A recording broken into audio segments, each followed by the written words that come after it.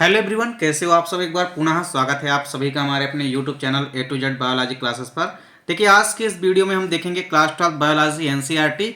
यहाँ पे most important objective यानी कि एमसीक्यू देखेंगे चैप्टर 5 से लेकर के चैप्टर 8 तक के।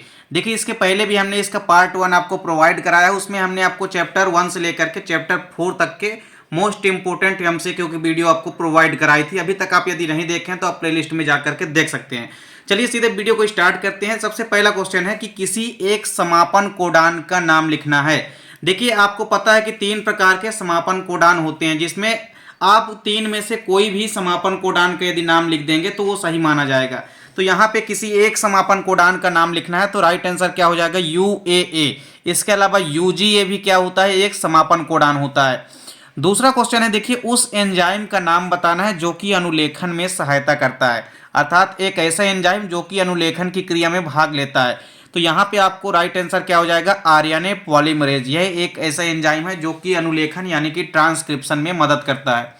अगला क्वेश्चन है, देखिए, जीवाणुओं को संक्रमित करने वाले विषाणु कहलाते हैं, अर्थात ऐसे विषाणु जो कि जीवाणुओं पर आक्रमण करते हैं उन्हें हम क्या कहते हैं, जीवाणु भोजी या कि बैक्टीरियोफेज भी आप लिख सकते हैं। तो उन्हें हम जीवाणु भोजी या बैक्टीरियोफेज कहते हैं। नेक्स्ट क्वेश्चन है, डीएनए अणु को काटने वाले एंजाइम का नाम बताना है। तो ऐसा कौन सा एंजाइम है जो डीएनए के खंडों को आपस में काटने का काम करता है। इसका राइट आंसर हो जाएगा रिस्ट्रिक्शन एंडोन्यूक्लियेज एंजाइम। तो आप रिस्ट्रिक्शन एंजाइम भी लिख सकते हैं, वो भी सही माना जाएगा। अगला क्वेश्चन है, डीएनए के खंडों को आपस में जोड़ने का काम कौन सा एंजाइम करता है। तो यदि बात की जाए डीएनए के खंडों को काटने वाले एंजाइम तो रिस्ट्रिक्शन एंजाइम कहलाते हैं। वहीं डीएनए के खंडों को जोड़ने वाले जो एंजाइम हैं वो क्या कहलाते हैं, लाइगेज एंजाइम कहलाते हैं। क्या कहलाते हैं, लाइगेज एंजाइम कहलाते हैं। अगला क्वेश्चन है, कौन सा कोडान समारंभन यानी कि आरंभन कोडान कहलाता है। तो आपको याद रखना है, जो एयूजी कोडान होता है यह एक प्रकार का समारंभन कोडान होता है। और इसी से संबंधित एक और क्वेश्चन पूछा जाता है कि मेथियोनिन को कोड करने वाला कोडान है। तो मेथियोनिन को कोड करने वाला कोडान कौन सा होता है, एयूजी। एयूजी आपको याद रखना है, यह एक प्रकार का समारंभन कोडान होता है जो कि मेथियोनिन नामक अमीनो एसिड को कोड करने का कार्य करता है।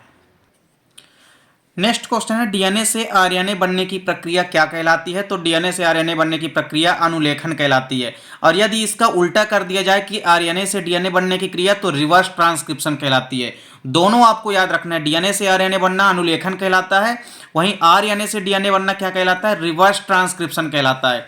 नेक्स्ट क्वेश्चन है कि प्रयोगशाला में सबसे पहले कृत्रिम जीन का संश्लेषण करने वाले वैज्ञानिक का नाम है। तो इसका राइट आंसर है डॉक्टर हरिगोविंद खुराना। तो आपको एचजी खुराना याद रखना है। नेक्स्ट क्वेश्चन है, एक जीन एक एंजाइम का सिद्धांत किसने दिया। तो इसका राइट आंसर है बीडल एवं टैटम ने दिया था। नेक्स्ट क्वेश्चन है, न्यूक्लिक अम्ल की खोज किसने की थी। तो फ्रेडरिक मिसर ने की थी।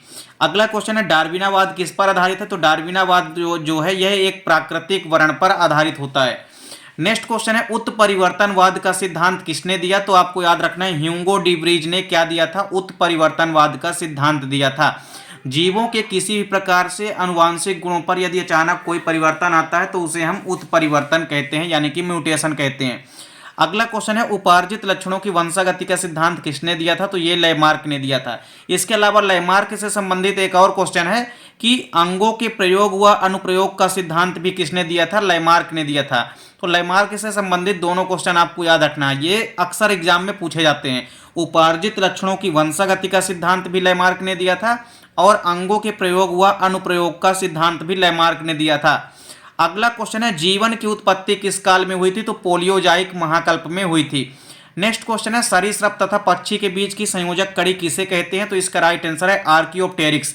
यह पक्षी तथा सरीसृप के बीच की संयोजक कड़ी या कलेक्टिंग लिंक कहलाता है। अगला क्वेश्चन है, फिलॉसफी जूलॉजिक पुस्तक के लेखक कौन है। तो इसके लेखक कौन है, लेमार्क। और लेमार्क ने ही सबसे पहले बायोलॉजी टर्म दिया था, यह भी आपको ध्यान रखना है। अगला क्वेश्चन है, डार्विन की जहाज का नाम क्या था। देखिए, डार्विन ने जिस जहाज पे बैठ के भ्रमण किया था उसका नाम क्या था, बीगल। अगला क्वेश्चन है, ओरिजिन ऑफ स्पीसीज यानी कि जातियों की उत्पत्ति नामक जो पुस्तक है इसके लेखक कौन है। तो आपको याद रखना है चार्ल्स डार्विन। डार्विन ने ही ओरिजिन ऑफ स्पीसीज नामक पुस्तक लिखी है। अगला क्वेश्चन है, संरचना एवं उत्पत्ति में समानता दर्शाने वाले अंग कहलाते हैं। तो इसका राइट आंसर है समजात अंग यानी कि होमोलोगस ऑर्गन्स। तो ऐसे अंग जीवों के जो कि उत्पत्ति एवं संरचना में समानता दर्शाते हैं उन्हें हम समजात अंग कहलाते हैं। अगला क्वेश्चन है कौन से कार्यों में समानता दर्शाने वाले अंग कहलाते हैं, या आप ऐसा भी कह सकते हैं कि कार्यों में समानता दर्शाने वाले अंग कहलाते हैं। यानी ऐसे अंग जो कि उत्पत्ति व रचना में भिन्न होते हैं किंतु कार्यों में समानता दर्शाते हैं उन्हें हम क्या कहते हैं, समजात, उन्हें हम समवर्ती अंग कहते हैं, यानी कि एनालॉगस ऑर्गन्स कहते हैं। अगला क्वेश्चन है कि प्रकाश संश्लेषी ऐसा कौन सा जीव है जिसकी उत्पत्ति पृथ्वी पर सबसे पहले हुई। तो साइनोबैक्टीरिया देखिए एक ऐसे जीव हैं जिनकी उत्पत्ति सबसे पहले हुई और ये प्रकाश संश्लेषी जीव होते हैं। अगला क्वेश्चन है एड्स दिवस कब मनाया जाता है। तो एड्स दिवस 1 दिसंबर को मनाया जाता है। और यदि आपसे पूछे कि एड्स शब्द जो है, एड्स शब्द किसने दिया सबसे पहले, तो इसको दिया था एडवर्ड जेनर ने।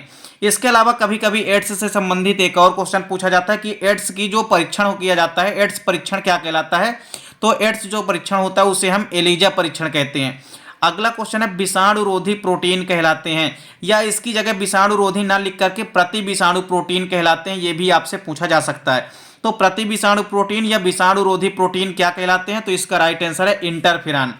अगला क्वेश्चन है जो हेपेटाइटिस रोग होता है यह किसके द्वारा होता है। तो आपको याद रखना है यह वायरस यानी कि विषाणुओं के द्वारा होने वाला रोग होता है। नेक्स्ट क्वेश्चन है कौन सा कैंसर रक्त कैंसर कहलाता है। तो इसका राइट आंसर क्या है, ल्यूकीमिया यानी कि ब्लड कैंसर। तो ल्यूकीमिया को हम क्या कहते हैं, ब्लड कैंसर कहते हैं। अगला क्वेश्चन है बीओडी का पूरा नाम लिखिए। तो बीओडी का पूरा नाम क्या होता है, बायोकेमिकल ऑक्सीजन डिमांड या बायोलॉजिकल ऑक्सीजन डिमांड भी इसको आप कह सकते हैं। हिंदी में इसको हम जैविक ऑक्सीजन मांग कहते हैं।